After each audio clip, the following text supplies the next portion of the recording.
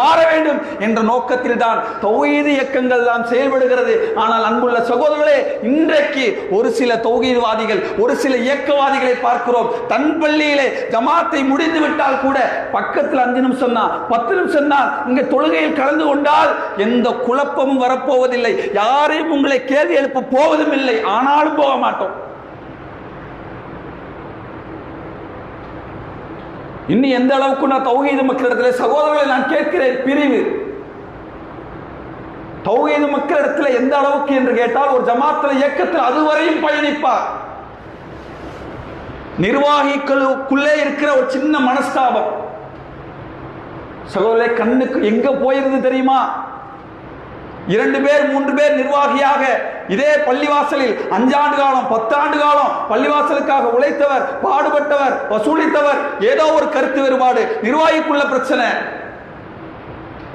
2 பேர் வெளியேறினால் அவர்கள் செய்கிற அடுத்த ஆலோசனை தெரியுமா? எங்க பள்ளிவாசல் அமைக்கலாம், எங்க தொழுகை நடத்த, இவர் பின்னாடி தொழ முடியுமா, இவர் எப்படிப்பட்டவர் தெரியுமா, இவர் அதை செய்தார் தெரியுமா, இவர் இதை செய்தார் தெரியுமா? அப்படி பிரிந்து பிரிந்து பிரிந்து தான் நம்மையும் அறியாமல் இந்த இடத்துல நின்று கொண்டிருக்கிறோம். சகோதரர்களே, நான் நிதர்சனத்தை பேசுகிறேன். இன்றைக்கும் கூட அது எந்த தௌஹீத் பள்ளியாக இருக்கலாம், ஒரு முழு வீச்சிலே செயல்படுகிற 2 பேர் 3 பேர் பிரிந்தால் கூட தனி ஜும்மா, தனி ஜமாத்து, அந்த பள்ளிவாசலை நிர்வகிக்கிற எந்த பண்பும் இருக்காது. ஆனாலும் பள்ளிவாசல் எங்க போய் நிற்கிறோம் பாருங்க. ஜமாத்துக்கு என்ற ஒரு முக்கியத்துவம் இல்லை. உஸ்மான் ரலியல்லாஹு அவர்கள் ஒரு கலீஃபாவாக இருந்து தன்னை கொலை செய்வதற்காக வந்து ஒரு கூட்டம் இருக்கிறது என்று தெரிந்து அவர் குழப்பவாதியாகவே இருந்தாலும் அவரை பின்பற்றி தொழுங்கள், ஏனென்றால் தொழுகை ஜமாத் அவ்வளவு முக்கியத்துவம் என்று சொன்னார்களே. அன்புள்ள சகோதரர்களே, அதே முக்கியத்துவம் இன்றைக்கு தௌஹீத் பேசுகிற நாம் கொடுக்கிறோமா என்பதை நாம் ஒவ்வொருவரும் சிந்திக்க கடமைப்பட்டிருக்கிறோம்.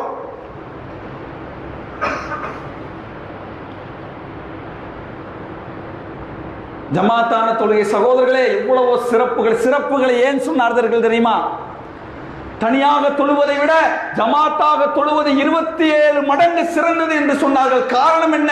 அந்த சிறப்பை அறிந்தாவது ஜமாத்திலே வந்து கலந்து கொள்ள வேண்டும் என்பதற்காக. தனியாக தொழுவதற்கு அனுமதி அல்ல. பாங்கு சொல்லப்பட்டு கடைகளிலே தொழுவதற்கு அனுமதி அல்ல. பாங்கு சொல்லப்பட்டு வீடுகளிலே தொழுவதற்கு அனுமதி அல்லாது. அந்த ஹதீஸ் அதுக்கு பொருந்தவே பொருந்தாத செய்தி. நீங்க எந்த மார்க்க அறிஞரிடத்திலே ஃபத்வா கேளுங்க. அதனால்தான் நபிகள் நாயகம் ஸல்லல்லாஹு அலைஹி